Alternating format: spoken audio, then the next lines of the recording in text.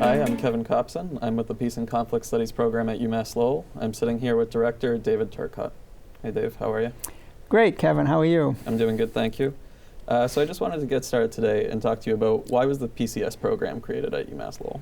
Well, with several reasons. I mean, first there was a group of faculty, who were interested in research and teaching, or have been teaching in the area of peace and conflict studies. And the feeling was that, based on the time that we were in, where there was a lot of conflict in the world, within the United States as well as internationally, and that it was a need, for more peace and conflict studies program. And also, for this region, there's really no other entity, offering a degree in peace and conflict studies. And fourthly, we also had a history of having an undergraduate minor in peace and conflict studies, as well as a graduate certificate in peace and conflict studies that was started several years ago. So it was, several factors, as I mentioned, that influenced the program moving forward and getting started. Excellent. That's right. So UMass Lowell is actually the only public university in the New England area that offers a peace and conflict program. No, there is a program at UMass Boston, but I meant outside of Boston, the north, I see.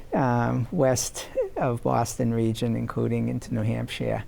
So yeah, UMass Boston has a program, but the focus is different. UMass Boston is connected in with the mediation, small claims court, so a lot of their students are, do mediation in the courts in the small claims system. And I would say that our program tends to attract more international students probably than the UMass Boston program, and tends to be more broadly focused. So what's the challenges with designing and running a program that's so broad in focus? Well, I mean, on one side, it's advantageous that we are an interdisciplinary program, that we're not in a department, because we have faculty from many programs who are offering classes and are part of the core faculty.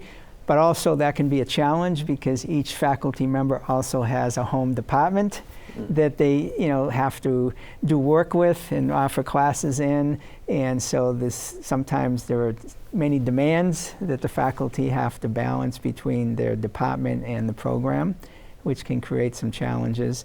Also, because it's interdisciplinary and we pull courses and faculty from multiple departments, it's not as clear-cut what we mean by peace and conflict studies. If you're studying psychology, most people understand what that is. If you're studying sociology, history, it's a very defined discipline, but peace and conflict studies is so broad, and it can cover a lot of areas, and it overlaps in many disciplines.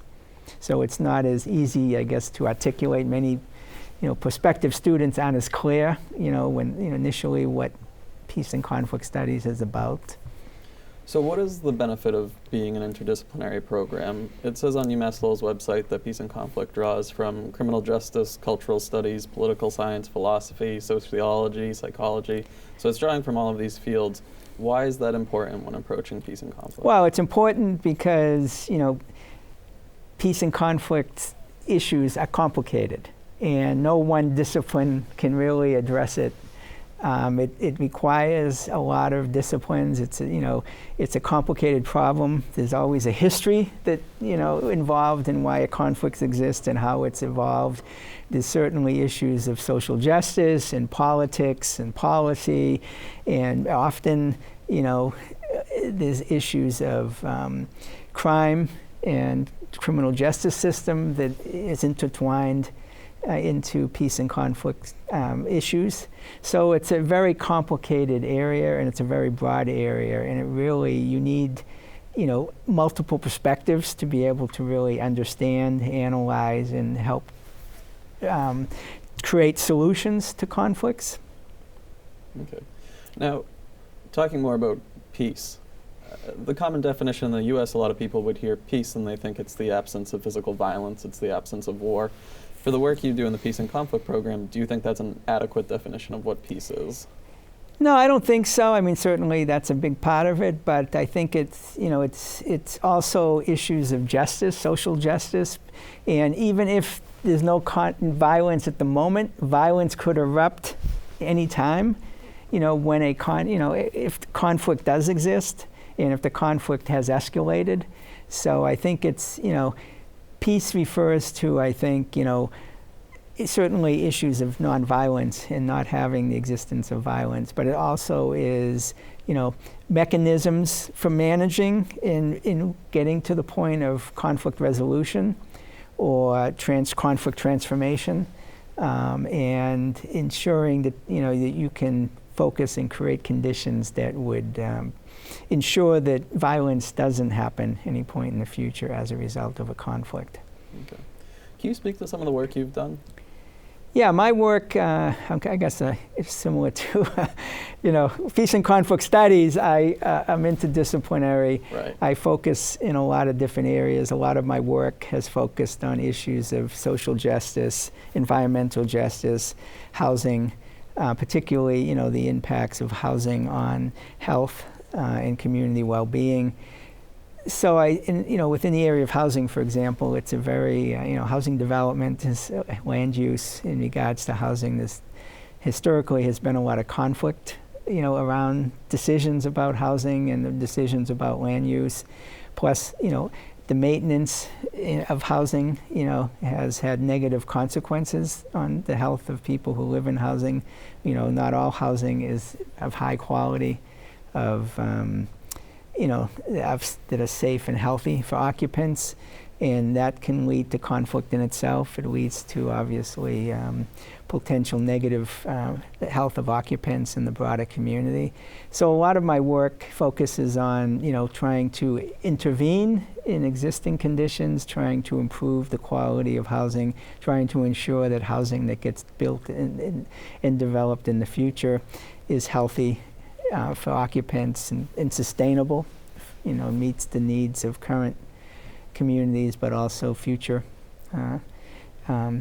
generations. We can't decide to build McMansions on 2-acre lots and use up all the available land for future generations where there's going to be no available space to build housing that's going to be in need. So we need to, think broadly and about the needs of current needs as well as the future needs of society, and do it in a way that is inclusive, that involves, all sectors of the community and addresses the needs of all sectors, currently as well as into the future. Because if you have, if this needs aren't being addressed, there's going to be social unrest potentially, there's going to be conflict around policy, because policy is not addressing needs that are in society that should be addressed. So there's a lot of aspects to what I do and why I do it. Can you talk more specifically about one of the maybe health programs that you've worked on? Yeah, for example, asthma has been an area that I've worked on a lot for several years, doing research as well as involved in education and public awareness raising. I mean, asthma is an issue where there's definite health disparities, meaning that certain communities are disproportionately impacted by asthma. It's inversely proportional to income, so the lower the income levels of communities, the higher the asthma rates. It's very geographically distinct. Again, in neighborhoods where there's a higher concentration of low-income individuals and families, the asthma rates tend to be higher. Asthma is complicated. We don't know all the reasons, why the asthma rates, are so high now, and it's the number one chronic disease for facing children in the United States, and it's an epidemic proportion, right now, because of the increases in asthma over the years. But certainly the quality of housing is a big factor. The conditions, potential sources of pollution and contaminants in neighborhoods, could negatively impact and contribute to the asthma rates and the exacerbation of asthma conditions for residents in those homes or in those neighborhoods. And so I'm also involved with the Asthma Coalition in the city. I kind of facilitated, and we try to raise awareness in the broader community and advocate for practices and policies that will create an asthma-friendly environment and lead to the mitigation of asthma in the community. So relating that back to peace and what we were talking about with the definition so often being thought of as the absence of violence, can we have a peaceful society if disproportionately certain groups of people aren't as healthy? No, I don't think so. I think, if you look at conflict, in society on a more community level, a lot of it relates to, health disparities, social injustice, lack of influence, lack of a voice in matters and policies that impact your life. So, for example, the civil rights movement, right? I mean, it was a nonviolent movement, but there was a lot of conflict, and there was violence that, resulted from the efforts to promote civil rights. But the conflict happened because, it got to a point where people who were being impacted by, segregation and racism and a broader sense took action, and other people who felt there was injustices who supported those efforts. But often conflict can be positive. Not all conflict is negative. Conflict can lead to change, and that change can be positive for everyone involved. So it's really how conflict evolves, how it's managed, and how you can transform it into a more just situation, and also how you can transform the parties that may be involved in the process, and how they can transform their relationships with each other, and how they can actually all benefit, by moving beyond the reasons why there were conflict, and moving beyond the conflict and getting to a place of better understanding, and the ability to reach consensus and find alternatives that each side can benefit from, that addresses the needs of the various sides that may have been involved in a conflict.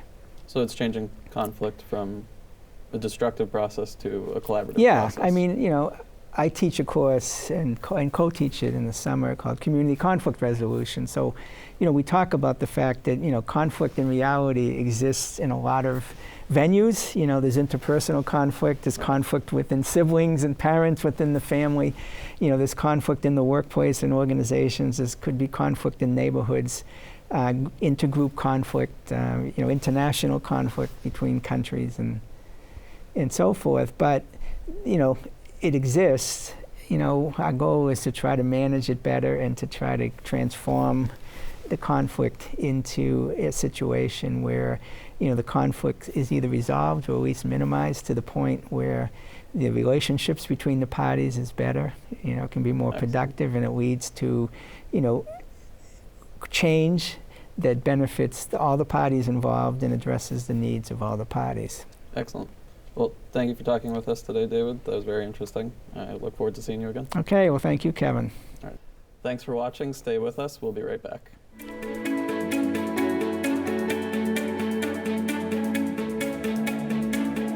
Today we're talking with Rogers and Anusha, two Peace and Conflict graduate students. Rogers, Anusha, hello. Hello. Hello. How are you today? We're good. How are you doing? Good. Good, thank you. So just to start off, why did each of you join the Peace and Conflict student? Anusha, if we could start with you.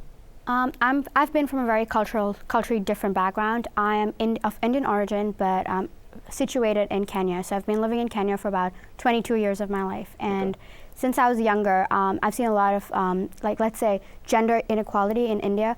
For example, I was treated very differently to my brother. And I've always been like a rebel of the family because I was not okay with this. And being brought up in Kenya, I've seen a lot of ethnic differences, border disputes between Kenya and Somalia, and a lot of, there's always an ethnic difference between the main Lowell and the Kikuyu tribes. And being around all this conflict has always been like, why can't I make a difference? Why can't I do something related to peace and conflict that will teach me the ways of conflict resolution or bring in peace into the nation, which I believe is very necessary. And that's why UMass Lowell was very interesting to me, and I chose the Peace and Conflict Studies program. So, Rogers, why did you join the Peace and Conflict program at UMass Lowell? Just like Anusha, I come from some kind of similar background where there is the community is a patriarchal society, so there is a lot of male dominancy over female, and so there are a lot of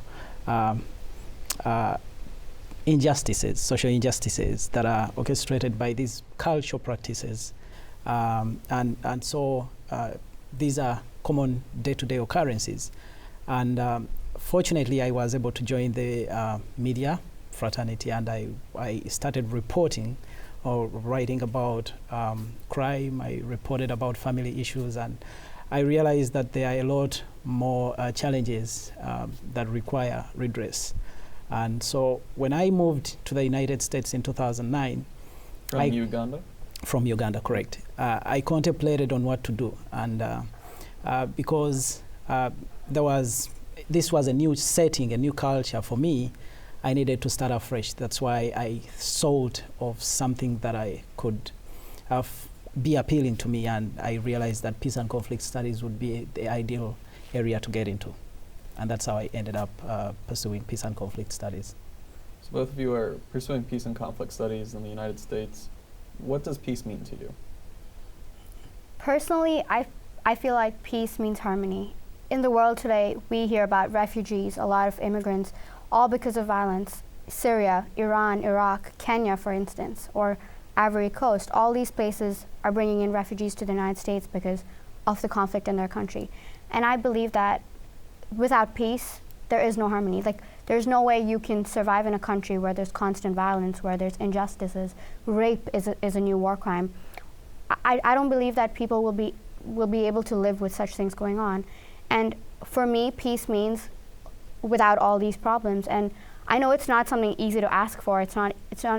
We cannot wake up one day and be like, we want a peaceful state. But I believe that starting small, maybe, educating your community, educating the people around you about the harsh consequences of war would be a great way to bring peace.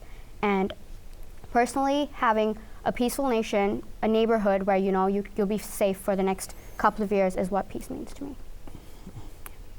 Rogers? Yeah, I think that on top of that, we should have to understand and adopt a concept of coexistence and tolerance. Because these two terms can help us attain lasting peace. When you look at the different kinds of conflict that exist amongst us, be it on a family level, community level, or nation, or as well as international level, there are sentiments that seem to reflect the lack of tolerance, the lack of, that need to understand the concept of coexistence. So as long as we can ably understand these concepts, then it would help us as well as help the policymakers in enacting policies that are going to address such challenges.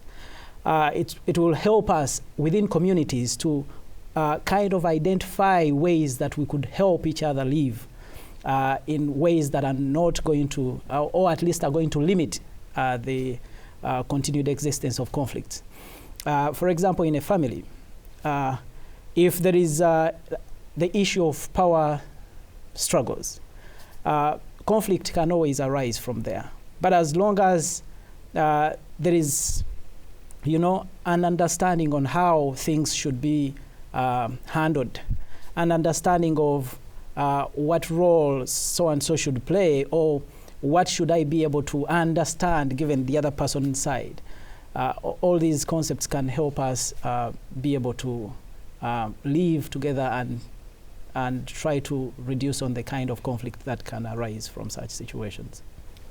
So you mentioned that conflict happens on many levels, Yeah. from interpersonal to family, to community, between nations. Why does the world need peace scholars today? How can peace scholars get involved and influence each one of these aspects of a problem that drills down very deeply? I think, like, on an interpersonal level, when the conflict arises between two people, you don't realize it's a conflict. It just starts as, for example, I argue with you. We'll just look at it as a basic argument, but I believe that when a conflict arises, it starts from person to person. So it'll begin from 2 people, move on to 4, then 16, then 28. But we don't tend to realize that it reaches to a certain level. So I believe peace scholars now bring in, they educate the people. They let them know that the conflict that was once very small is now escalated to become this massive.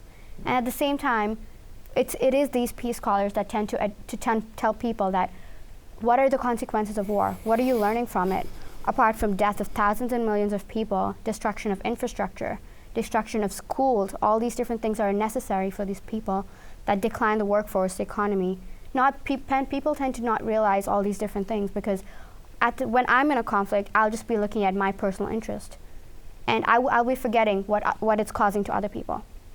So peace scholars are one that educate the people. For example, a mediator comes and lets people know that, that there's no need to fight this much. You need to find a middle ground, solve the problem, maintain your relationship. So I believe that without these peace scholars, there's no way we can come up with peace because we don't tend to realize that our little fights are causing massive violence to the world. What are we fighting about that's causing massive violence to the world? I think there's a lot of things that we're people are fighting for. I'd be careful if I was Rogers right now.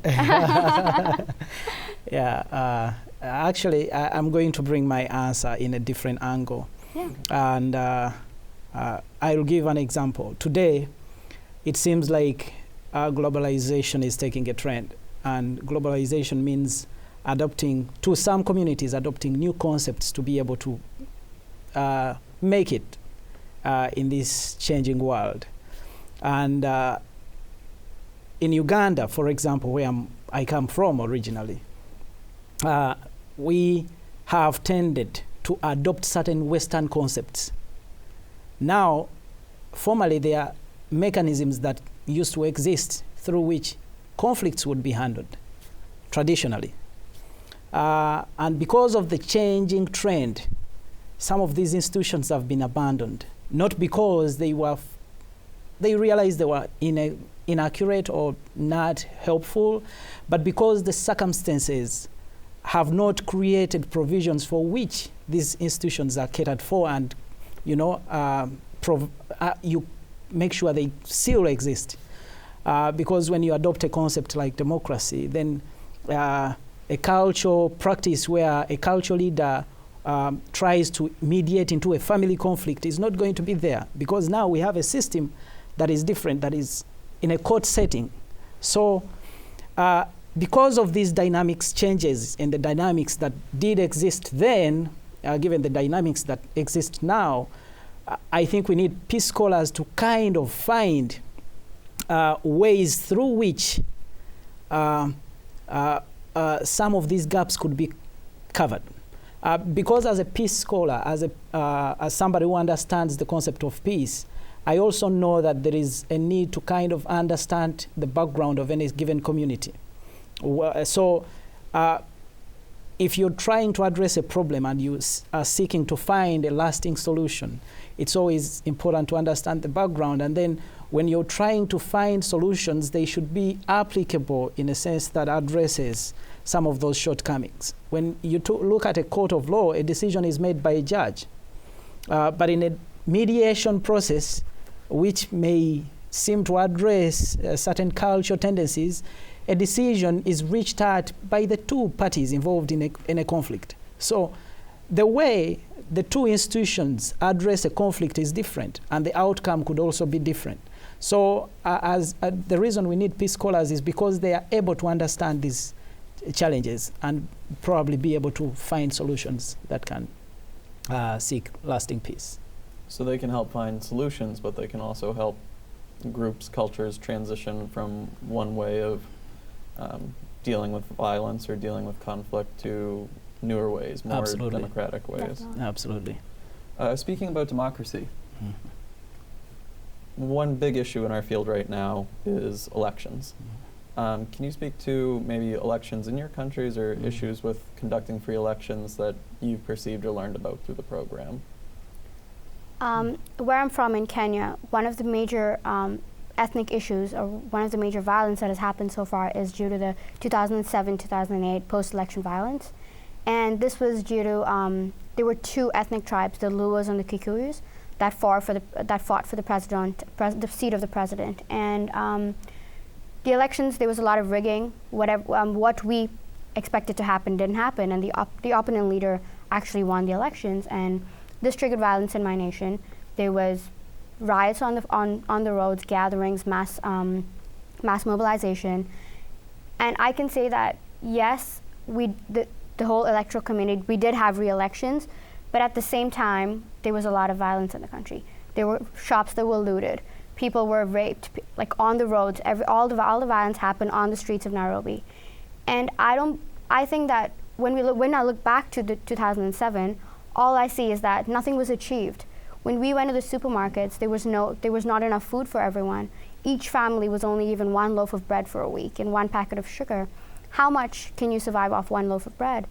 And if I look back to see, it was just a downfall in the economy. A lot of people were killed. The workforce, till now, we're struggling from getting back with all that violence. And yes, we did have re-elections. After 5 years in 2013, it was more peaceful because of the international community coming in. But when you look back to see it, you just realize that it was not worth the struggle. So you would say that the violence didn't help accomplish any of the goals? No, because we still have that the ethnic violence is still present. Yes, it's not as open as it was in 2007. They're not violent. There's not that much of mobilization or people fighting on the streets, but people still do not get along. Those different ethnic groups still collide with one another whenever they meet. So I don't think anything was achieved from the violence or the conflict, yes. Now, Rogers, we only have a moment left, but I would love to hear what you have to say about the issue. You know what's interesting to understand is that, like I said earlier before, the differences that exist define what is at play right now. Democracy as a concept is something we are still figuring out in Uganda and Kenya as well. Yeah, definitely. When you talk about democracy, there are characteristics. There are certain traits that define democracy. Tolerance, for example. Elections, okay?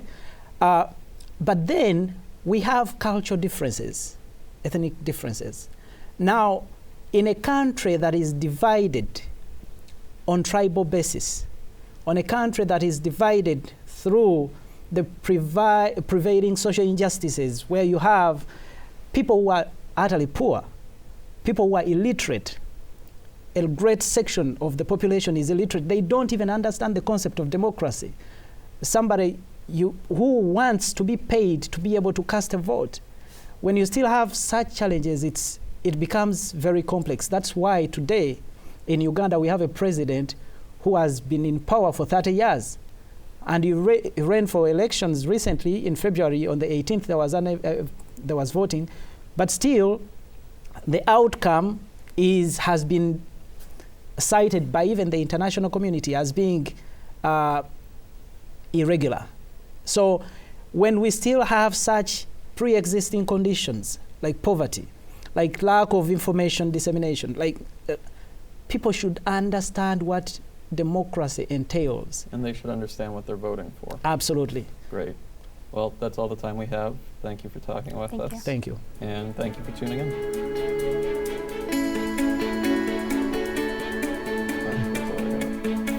That's all I got.